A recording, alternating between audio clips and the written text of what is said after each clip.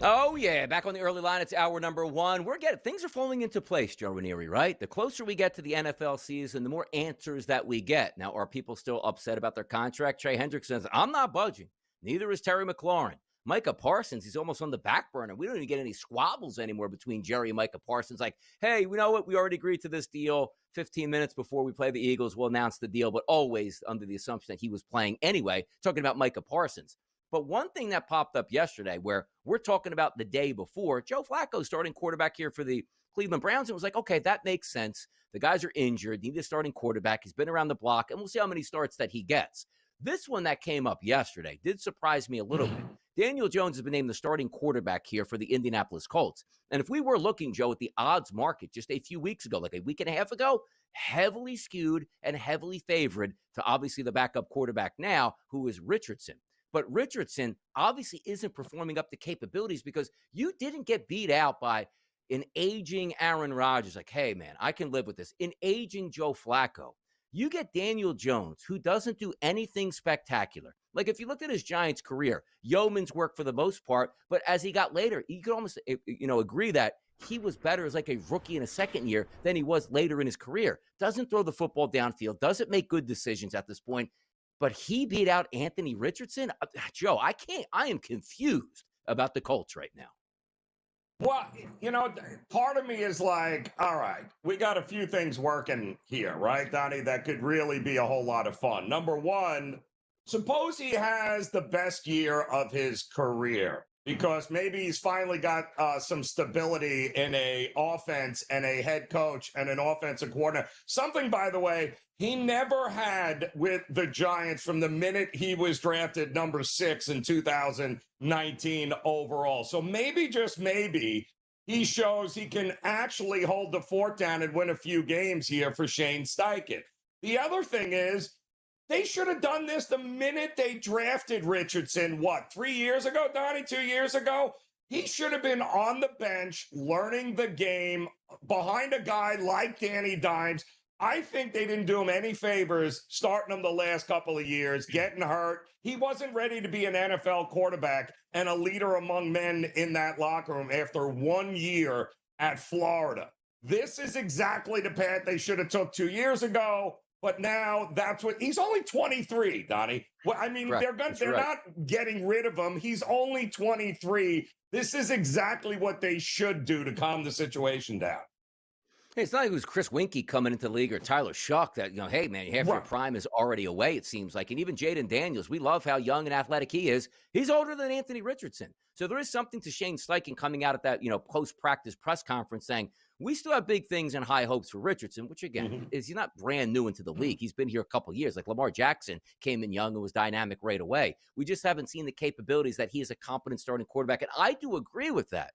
But when I look at the Colts, it's similar, Joe, the way that I look at the Cleveland Browns.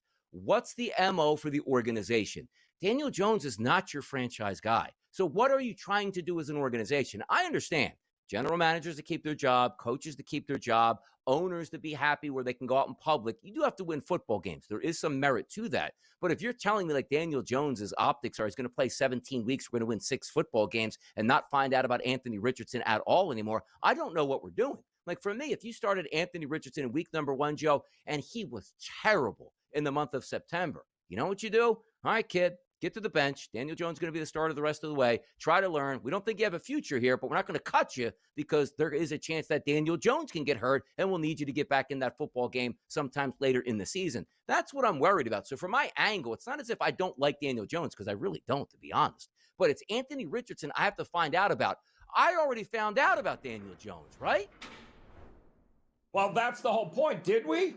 Because we supposedly figured out Sam Darnold, too, until he ended up with the right coach in the right situation. And all of a sudden, Sam Darnold now is not what we thought he was. So all I'm saying is I believe in Shane Steichen. You know him, former Eagles OC, right? The guy is a great offensive mind in the NFL. If he thinks Danny Dimes gives him the best shot at winning this right now, then you got to take that on face value and say, hey, he gives us the best chance of winning. Could we be seeing Sam Darnold number 2 here, a guy that was buried with an organization that did him no favors, Let's see if Shane Steichen can get the best out of Danny Dimes before we take a knife to it. Yeah, I don't think he can though. Like at least like Sam Darnold came in, I was like, oh, there's some excitement there. I think when Daniel Jones got drafted to the Giants, like outside of Giants fans, we all laughed at the Giants fans and the Giants. Like, what is this guy going to do? And he turned out to have 24 touchdowns his rookie year, Joe. Then had 11, 10, 15, 2, and 8 after that. I just don't think he's a quarterback that you can rely on, except for just to get starts and not get victories here. Now, they're going to come up and take on the Miami Dolphins in week number 1. You look at the lines there. The Dolphins are getting 2.5 points. The Colts are a 2.5-point favorite in a total of 46.5. And he's surprised in that one because, to be honest, that could go either. I'm telling you right now, if the Dolphins lose that game, there's a chance that they might fire their head coach right on the spot before they can get to the tarmac. Yeah, well, the Dolphins have their own set of issues they're dealing with. But listen, Danny Dimes under center versus Richardson doesn't move the needle one way or the other. I'm not running to fade the Colts win total. I'm not running to back the over because I think they made the right decision. I mean, to me, I don't believe the market's moving one way or the other with Daniel Jones or Richardson. The upside for Richardson, obviously, more athletic, has an ability to be able to beat him. Doesn't mean, by the way, Donnie, that the threat of Richardson or having packages that he can run aren't going to happen here. But I'd be shocked. I'd be very, very shocked if Miami doesn't win that first game. But if Indy does win it, then we're going to have to take a hard look at what this Colts team is moving forward, or maybe just look to fade Miami as often as possible. Jonathan Taylor in that backfield, some wide receiver work. Daniel Jones out dueling Tua. Tyreek's going to be upset. Waddle's going to pop a hamstring here. They have no defensive lineman here that you can rush the quarterback with. And Daniel Jones goes for 225, 2 scores in the air and 1 on the ground. And the Colts are triumphant here. Can that play out in South Florida at that point? What's that, the Sun Sentinel? Who's going to print that out down there? Oh, no, McDaniel fired there after a big loss to the Indianapolis Colts. It could happen, but also we want to take that picture of now with Daniel Jones as a starting quarterback, Joe. Does that change any thoughts here in the AFC South for myself and Joe Raineri? Come on back to the early line. We'll talk about everything. It's a Hump Day Wednesday right here on the SportsGrid Network. It's the early line. It's Donnie Rightside and it's Joe Raineri. Taking a look at what the Colts' futures might actually be at this point. When the news came down yesterday, Joe, that Daniel Jones was the starting quarterback here for the Indianapolis Colts, I put out a tweet right away. It's like crazy, man. Like, I didn't see that coming. Like, if it would have been like Anthony Richardson is going to start, I would have saw that because, correct me if I'm wrong, minus 200s, minus 300s as a favorite for Richardson. We had a quarterback race, Joe, over the summer that saw both of these guys as the favorite at one time. If you remember, it's like, of course Daniel Jones is going to start. Anthony Richardson can't throw a football. Something's wrong with his shoulder, only to find out like 3 days later, like, no, my shoulder is fine, and he went back to the favorite here. Neither one of these guys lit the world on fire in the preseason, but I always tell you, Joe, right, and you understand this, you don't win it by playing in the preseason games. You win it like in the locker room. You win it on the chalkboard. You win it in the meetings, and you win it on the practice field. And it's apparent that Daniel Jones is playing better football in practice to Shane Steichen than obviously Anthony Richardson is.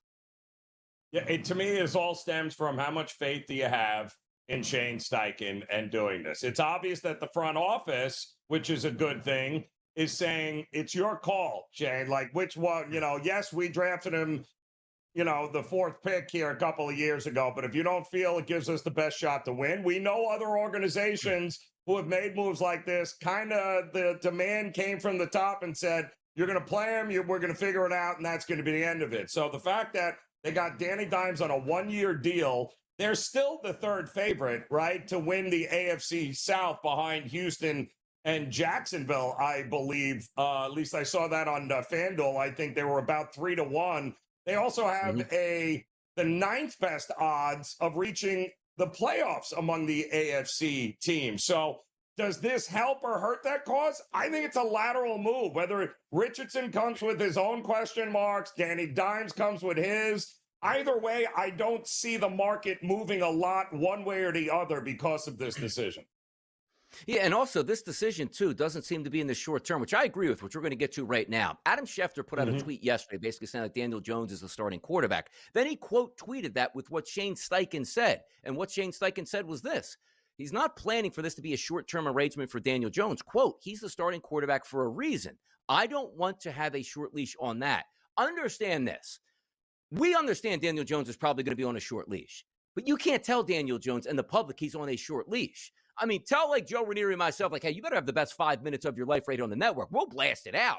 But don't base it on just that 5 minutes and say, if you don't, we have 16 hosts that are coming behind you. Hey, we love you, kid. See you here for the next 10 years. Now, that's up to you if you stay there as a starting quarterback for 10 years. But I would have actually got a kick out of Shane Steichen goes, man, I don't like either one of these quarterbacks. Daniel Jones is going to play. We might be series to series right now. You can't tell your starting quarterback, your football team, your fan base, and your ownership group that's the case here. So, of course, he's going to say, yes, Daniel Jones is a starter. I expect him to start the whole season. That's the way you have to play it. Otherwise, you'd scramble the brains of both your quarterbacks. Yeah. And again, this is all dependent upon, and I think a big reason why Danny Dimes was named for Steichen has to do with the fact of, listen, don't turn the ball over, right? I don't think Shane Steichen's going to ask Danny Dimes to do a whole lot of anything, right? Except, Donnie, don't turn the ball over, right? That's what you want. They're going to protect him. You have a big-time running game, more of a running game than Danny Dimes has ever had in his entire career with the Giants. Yeah. I mean, they have legit offensive linemen. They've got tight ends. They've got a stud running back. I think Steichen is not going to ask him to do that much. Now, Danny Dimes, if he's a turnover machine, then, yeah, I think the short hook is coming here for either guy, by the way. Can't turn the ball over. By the way, can we put up that graphic again if we have it back there for the AFC South and what the price points are? Because I just want to do a quick little double check on how we can play this out. You know what's crazy with this, Joe? I mean, I got to be honest. The Texans at plus 115 does make sense. Very good defense, talent on offense, C.J. Stroud. I do think they are the best team in that conference. But the Jaguars and the Colts are side by side at plus 3-1. You're telling me that the Jacksonville Jaguars, whose key is let's unlock Trevor Lawrence because we think he's a dominant quarterback, and we got Liam Cohen now as the head coach. How are they a 3-1 price with Daniel Jones starting? That one I just can't get over on those price points. Do you agree with that? That they should be even? Because I clearly think the Jacksonville Jaguars are better right now than the Indianapolis Colts. But if I'm not mistaken, it's always been the Colts that have dominated that series, right? In the regular season when they play each other. Like the Colts are the ones that have always dominated Jacksonville there. And really, nobody's expecting anything of Tennessee. They're right where somebody's got to win that division. And we'll see who it's going to be. I can't wait to find out. And by the way, the Colts do have talent. Not a quarterback position. Let's talk more football next. Matthew Judon on deck, people. We'll be right back. All right, talking some NFL action, going a little division by division, having some fun, talking about some impactful moves, just like a quarterback position change that we expected in Indianapolis. Just didn't know which change it was actually going to be. And it turns out that Daniel Jones is going to be that starting quarterback. And I'll tell you, a lot of smoke in South Florida. When you looked at the Miami Dolphins roster for the past 2 to 3 years, the head coach that was a boy genius, that you thought that big things were in store. Have they played good football times? Yes. Has their quarterback gotten injured at the wrong times? Absolutely. But there was way too much talent in Miami for the productivity, Joe, that we got out of their seasons. Now, we're not saying they're going to be terrible this year, but I'm basically telling you they might be terrible this year. Matthew Judon comes down on a 1-year deal. Veteran player that can get after the quarterback. It's never a bad thing. But anytime I just hear anything about the Miami Dolphins, even if it's getting a quality player, I just still get back to the organization and say, this is the worst powder keg in the NFL. Like, it just doesn't seem like you're going to light the fuse, and when the gas can explodes, it's 12 wins. It feels like you light it, the gas can goes up in flames, and you find 3 wins and everything blown up in the organization. But Judon heads down to the Miami Dolphins. Yeah, and, we've heard a lot this preseason about how there is a lack of leadership in that locker room. A lot of people point that it starts at the top with their coach, McDaniel, who, is on a short leash. And, he comes out and does interviews and says some of the wildest stuff, Donnie. You're kind of scratching your head with him. But if we are already having issues with leadership in the locker room, winning cures a lot, but you know what? Losing just exasperates it and just puts it on a collision course of, all right, halfway through the season, the Dolphins will be looking for a new head coach here. But, the Dolphins every year have been about the health of Tua. If Tua, and you can protect Tua, which there is a lot of question marks on whether that offensive line can protect him, If you can protect Tua and he can get in line with, he's got the talent around him, wide receivers, tight end, then Dolphins will be fine. The problem is if any of that breaks down, it's going to get ugly quickly, Donnie. And I mean quickly here in South Florida. Because again, you're right. The leadership in the locker room doesn't feel like we can hold this together. Like Tua was told for a long time, we're not going to pay because we think your head is going to be scrambled eggs in the next 2 to 3 years. That weighs on you there. Tua also had a head coach when he came in at the NFL, and Brian Flores was like, I didn't want you here on this football team. So right away it starts like that. Oh, you should have had Justin Herbert at this point. Again, we can always have those arguments. But Tyreek Hill is one of those dynamic wide receivers in football, but also sometimes he gets lost in his own headspace here and basically can tell you after week number 1, I had 9 catches, 183 yards, and 2 touchdowns. I didn't get the football enough. Maybe it's time for me to move on. Jalen Waddle on the opposite side, absolutely electric. He can be injured as well and get caught up in that same headspace as Tyreek Hill. It just seems like you have to get off to a good start, which is why we talked about, like, to open the show in the Miami Dolphins. It was, what happens if they lose to the Colts and things just unravel so quickly? This is no longer a team that I feel like is on the ascension. Like, we're just a couple players away from winning it all. Let's continue to add. It now feels like a team that's on its way down. The coach can basically read the room saying, I'm only be down here in South Florida for like another 6 months. Let's see if we can make the best of it, which usually doesn't work in your direction. So let's take a look at the odds, Joe, for the AFC East and to win that division. It's certainly not the Miami Dolphins. It's the Buffalo Bills at a heavy price, and rightfully so, at a minus 270. The Patriots are very interesting. New head coach, added a lot of talent, looking for that next step from your young rookie quarterback into his sophomore season in Drake May. Then there's the Miami Dolphins. And then I guess everybody's running for the hills on the Jets once they saw Justin Fields play. Like, oh, that's our quarterback. But it seems like it's the Bills, the division. I don't care how much you add to the Miami Dolphins with Matthew Judon. Not going to make a difference for me, Joe. Yeah, well, I mean, listen, Judon is 33, coming off of one of the worst seasons that he has had. I think he only had 5.5 sacks last year for Atlanta. He did have that bicep injury back in 2023 with the Patriots. So it wasn't a great year. It could be age. Listen, at 33 years old, you're not going to be a 4-down guy here, but he brings veteran leadership into that locker room, which is never a bad thing. And he's a rotational guy that can, listen, you don't know what Chubb is going to do. You had mentioned you never know whether or not he's going to be on the field or not on the field. Yep. Phillips has been injured. They got the kid Chop Robinson, the rookie. They'll rotate him in. I don't hate the move, but it's not moving the needle for me because the Dolphins' success from a betting perspective has everything to do with that offensive line and protecting Tua. Yep. If you do, the Dolphins are going to surprise a lot of people. Very few teams, you'll enter a season and you say at the quarterback position, like, yes, you want to keep them upright, which is always standard procedure. The offensive line, particularly the tackle situation, not that good in Miami, but this isn't your quarterback to say, okay, don't hit him in the leg, in the ribs, in the arm, because quarterbacks get injured that way all the time. We're worried about Tua Tagovailoa getting pushed down and banging his head on the turf and not playing football again. That's why sometimes it's so hard to get behind football, because in a perfect world, like, hey, Tua never gets injured and it's a fun offense and McDaniel can tie it up and Tyreek can go for 2,000 yards like he stated he wanted to do the past couple of years. But also at any given moment where, like, week 3, you're going to, like, Skylar Thompson, boom, see ya. Season over at that point. We'll find out shortly, but the Bills certainly look like the class of the AFC East. Let's get to some other injury news, which came up from a preseason game over the weekend. How about head coach Todd Bowles saying that Jalen McMillan suffered a severely strained neck and will miss time to start the season? McMillan is currently in a neck brace. Well, they did draft Ibuka in the draft, but this was one of those where it's like, you know what? Young kid coming into his own, playing good football here, take that next step. He's down for at least half of the year, it looks like. Yeah, and that's unfortunate, right? Because you still got it. You got now Evans, who's 1 year older here, right? No spring chicken, and they will have Godwin back after the injury. It looks like at some point. So, but this kid was explosive. This kid was very good for them, and that stinks. That's not something that Tampa Bay was thinking might be a possibility. It just means they're going to have some other guys that got to step up and take over here.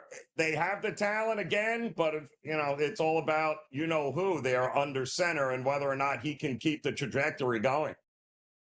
Yeah, let's take a look here at the odds in the NFC South because, again, McMillan being down doesn't really change all that much. You still have a solid wide receiving core. Right. Igbuka drafted a really talented player from Ohio State. Godwin always fighting injuries, but coming back. Yep. Mike Evans on the outside, old reliable for 1,000 yards. And you actually have a very competent running game with some explosive players in that Yep. backfield. Now, talking about like Bucky Irving, Baker Mayfield looking to take the next step, a decent offensive line and a defense that's always good. Todd Bowles is one of the best defensive coordinators in football. Say what you want about some head coaching decisions that he makes on a game day basis, but you know that defense is going to bring pressure and they're going to be pretty sound. They're the favorites to win that division, but it is a plus 100 price. The Falcons at a plus 210, the Panthers at plus 410, and then the Saints at a 13-1. I still think Tampa is the best team in this division, and if you just keep on rewinding back the years, like Tampa seems like they always win this division until somebody knocks them off.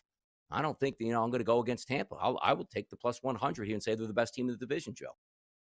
Yeah, I mean, they've had to. It stinks not having McMillan. Another weapon would be great. Yeah. But again, on the defensive side of the ball, that was a concentration because they had gotten a little bit older over the years. They kind of had to restock and reshuffle here a little bit on the defensive line and get some younger linebackers in there. But I'm with you. I'm a Todd Bowles guy. I think from a defensive perspective, he has done so much with less than most coaches can. I think the offense can carry this team for a while until they can get some sort of identity here on the defense. I trust Todd Bowles. I don't trust the Atlanta defense in any way, shape, or form. Yeah, they drafted some pass rushers here. That was their big issue. We'll see if they can turn it around. But again, if Michael Penix Jr. doesn't have a good season, Raheem Morris is probably out in Atlanta as well. Ooh. On top of that. So you're hired to be fired. We understand that in the NFL. But other quick news here. Aaron Rodgers of the Pittsburgh Steelers, still sounds funny saying that, not going to play in the final preseason game, which means no snaps in the preseason for the aging veteran. Does he need them? Probably not. Would it be good just to get a dress rehearsal? Yes. But maybe they figure they're playing the Jets week number 1, and that's like a dress rehearsal anyway with an easy victory walkover. Justin Fields and Joe Raineri's New York Jets. Hey now, college football quarterbacks want to make some money. How do you do that, Joe Raineri? It's simple. Go out there, play good football, get drafted high, make a lot of money. And maybe you can go on to be a superstar quarterback like, let's just say, a Joe Montana or a Jalen Hurts, who's a Super Bowl MVP, or you can get drafted high and be Anthony Richardson and be like, hey, you know what? I might be out of football. I'm 25 years old, but at least Anthony Richardson's cashing that first-round paycheck. When we look next year, Joe, and it is way too early to do that because the expectations were beginning of the season last year, Shador's that number 1 quarterback. He's definitely going top 5, top 10, top 15 with first round, second round, third round. See where I'm going with this? A lot can change from the opening week of the college football season right through the combine and right through to draft night. And also, when you get information like Arch Manning, he's not coming out. Can't bet him now. Take him off the board. He's not even there too. Hey, Grandpa, quiet down over there. It's a really good chance I might come out if I play well. He moves up the board. So talk to me about how we get through the evolution, Joe, of, boy, this quarterback looks really good. And by the end of the season, it's like, I don't think he's that good.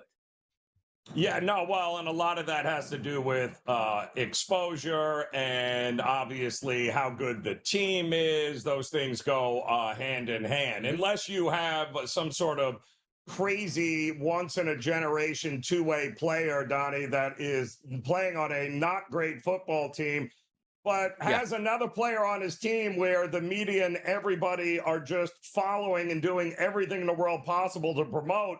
And just like that, you've got yourself a Heisman winner. But it's amazing to me, all the talk about Arch Manning. He's not the favorite to win it this year, but yet he is in a position in the team that a lot of people, the number 1 team right now, preseason, could very well be the number 1 team when it's all said and done. How does a guy like that, if he goes from the beginning of the season and ends the season, how is that not your favorite? How's he not the Heisman winner in some way, shape, or form there? Yeah, we look at the quarterback names that are on the list because typically you start to zero in and be like, hey, we're going to tank for Trevor or, Andrew Luck back in the day. Like we see quarterbacks, or even Caleb Williams for that matter, of how much excitement there was for him being a college quarterback and who's going to be bad to get that player. It seems like it's Arch Manning right now, but also it's the hype around Arch Manning because you see Caleb Williams come a mile away. Like, dude, we see him play a lot of football. He's electric, Heisman Trophy chances and all this, good stuff. Same thing with Trevor Lawrence. Boy, he's a freshman. The dude's out here, winning national championships. Like, oh my goodness, I can't wait till we get him into our facility. But yet we see Arch Manning's like, Yeah, his uncles are cool. His dad or his grandfather played in the NFL, and he can't beat out, Quinn Ewers. And now Texas says, well, he's going to play this year, and we don't know how good he's going to be, so we might need his senior year at this point. See where I'm going with this? Where it's like, yes, everybody wants to tank for Arch because of the name itself, because if you did get Peyton Manning, that worked out pretty well for the Indianapolis Colts. If you did end up San Diego trading, Eli Manning to New York, it worked out really well technically also for San Diego back in the day, because they did get, Phillip Rivers in that deal. And then Eli goes over and wins a couple Super Bowls with the Giants. So that hype is coming through, but we haven't seen it, Joe. Is there a chance? And look, if the hype is real, it's going to work, but not like, hey, wait a second. He didn't play all that well against Ohio State. By the end of September, we're having conversations like, because Texas running 5-star quarterbacks right behind him. Maybe Arch isn't the guy, or is this, we told his family he's going to start no matter what. We'll work through this. It's funny because the hype is real, but yet the betting market is telling you, pump the brakes here. He's like the third favorite to be the best college football player this season, which is interesting. Fourth, actually, there. So that is a very interesting dynamic where the media and the hype surrounding him in Texas is huge, but the market's like, yeah, they may be good, but let's not anoint him the best player just yet. My question is, Donnie, is there value backing it now? Does that number get worse, or does that number get better the more that, Texas wins that first game and he puts up some numbers against Ohio State at the shoe? What's his number going to at that point?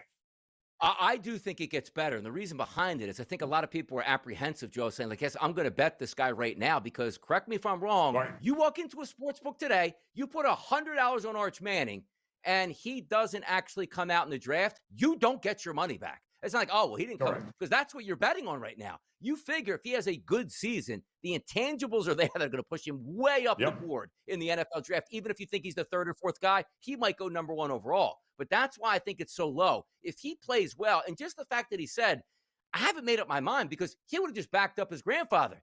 Yeah, what he's saying is right. My plan is to stay all 4 years. He didn't say that. What he basically told us, like, I'm not going to embarrass my grandfather here, but he has no idea what's going through my mind right now. Oh, yeah. That's correct. The topics are flowing here, and hour number 2 is coming up next with more hot topics, and we're going to reset the market. Let's do it. What we do in the early line. We'll be right back.